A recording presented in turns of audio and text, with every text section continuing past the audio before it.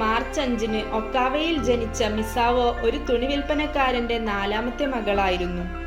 3 കുട്ടികളുള്ള മിസാവോയുടെ 36ാം വയസ്സിൽ ഭർത്താവ് മരിച്ചു. 110 വയസ്സ് വരെ ശാരീരിക പ്രശ്നങ്ങളൊന്നും അലട്ടിയിരുന്നില്ല. ചെറുപ്പക്കാർ വരെ നടക്കാൻ ബുദ്ധിമുട്ടുന്ന ഈ കാലത്ത് 110 വയസ്സ് വരെ മിസാവോ നടക്കുമായിരുന്നു. ജീൻ കാൽമെന്റ് ഒരു ചെറിയ പുരാതന റോമൻ നഗരത്തിലായിരുന്നു ജനനം. ലോകത്തിലെ ഏറ്റവും പ്രശസ്തമായ 2 സംഭവങ്ങളായിരുന്ന ലോകമഹായുദ്ധകാലത്തും ഈഫൽ ടവറിന്റെ നിർമ്മാണ സമയത്തും ജീവിച്ചിരുന്ന ഒരു വ്യക്തിയാണ് ജീൻ.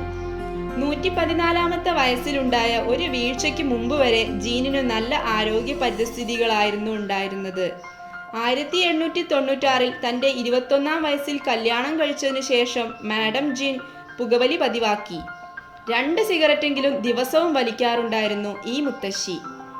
ഇടുപ്പെല്ല് തകർന്നതിന് ശേഷം വീൽ ചെയറിലായിരുന്നു ജീവിതം.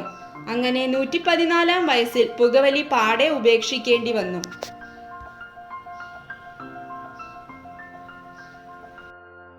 അഗ്വൈൻ ടി ട്രൂ 1893 ജനിച്ച അഗ്വൈന് വേൾഡ് റെക്കോർഡ് അസോസിയേഷൻ ലോകത്തിലെ ഏറ്റവും പ്രായം കൂടിയ സ്ത്രീ എന്ന ബഹുമതി നൽകി. 122ാം വയസ്സിലായിരുന്നു ഈ ബഹുമതി കിട്ടിയത്.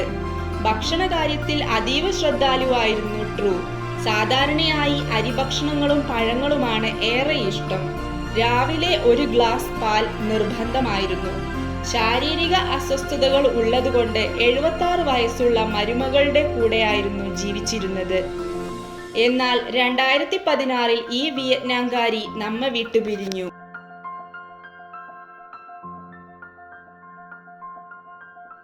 ടൂട്ടി യൂസുപ്പോവ എക്കാലത്തെയും മികച്ച ഓൾഡസ്റ്റ് പേഴ്സൺ എന്ന ഖ്യാതി നേടാൻ 134 വയസ്സുള്ള റഷ്യക്കാരി യൂസുപ്പോവയ്ക്കായി.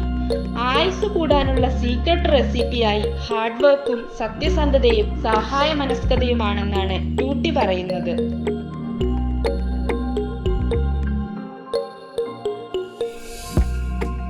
ചൈനയിൽ ജനിച്ച ലീ ചിങ് യുന് 256 വയസ്സാണെന്നാണ് പറയപ്പെടുന്നത്.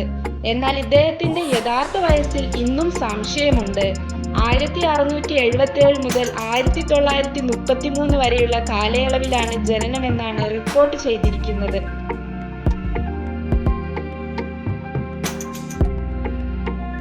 117 വയസ്സുള്ള ജപ്പാൻകാരിയായ കെയിൻ ടനാക്കയാണ് ഇപ്പോഴത്തെ റെക്കോർഡ് പ്രകാരം ഏറ്റവും ഉയർന്ന വയസ്സുള്ള വ്യക്തി. 1903 ജനനം. 103ാം വയസ്സിൽ ക്യാൻസർ ബാധിച്ചെങ്കിലും അതെല്ലാം സർവൈവ് ചെയ്തു. അവർ ഇപ്പോൾ ഒരു നഴ്സിംഗ് ഹോമിലാണ് ജീവിക്കുന്നത്. കോഫി വളരെ ഇഷ്ടമുള്ള ടനാക്കയ്ക്ക് സ്വീറ്റ് ഡിഷസും വലിയ ഇഷ്ടമാണ്. 120 വയസ്സ് വരെയെങ്കിലും ജീവിക്കണമെന്നാണ് ടനാക്കയുടെ ആഗ്രഹം.